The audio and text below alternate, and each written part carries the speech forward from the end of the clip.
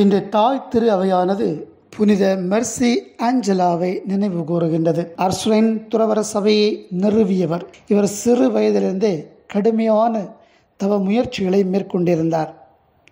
ரொட்டி துண்டும் சில காய்கறிகள் தண்ணீர் மட்டுமே இவருடைய அன்றாட உணவாக இருந்தது. இந்த நிலையில் புனித பிரான்சிஸின் 3ஆம் சபையில் சேர்த்து கொள்ளப்பட்டார்.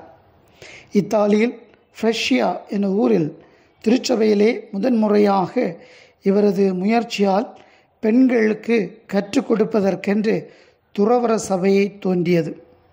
10 வயதில் பெற்றோரை இழந்தார். அதன்பின் வசதி நிறைந்த அவருடைய மாமாவிடம் வளர்ந்து வந்தார்.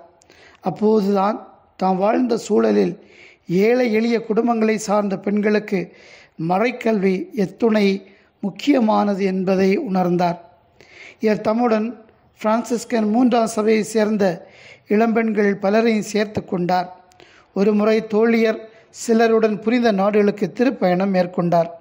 கிரீக் நாட்டை அடைந்தபோது பார்வையை முற்றிலும் இழந்தார். இதனால் தாயகம் நம்பிவிடலாம் என்று மற்றவர்கள் சொன்னபோது திருப்பயணத்தை மேற்கொள்வோம் என்று உறுதியுடன் கூறினார்.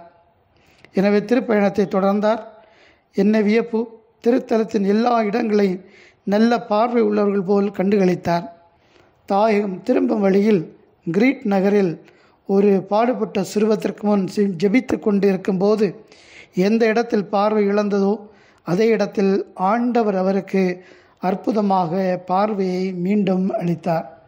அன்புமிக்கவர்களை, இந்த நம்பிக்கை நம்முடைய வாழ்க்கையில் நிலைத்திருக்க அருள் வேண்டி ஜெபிப்போம்.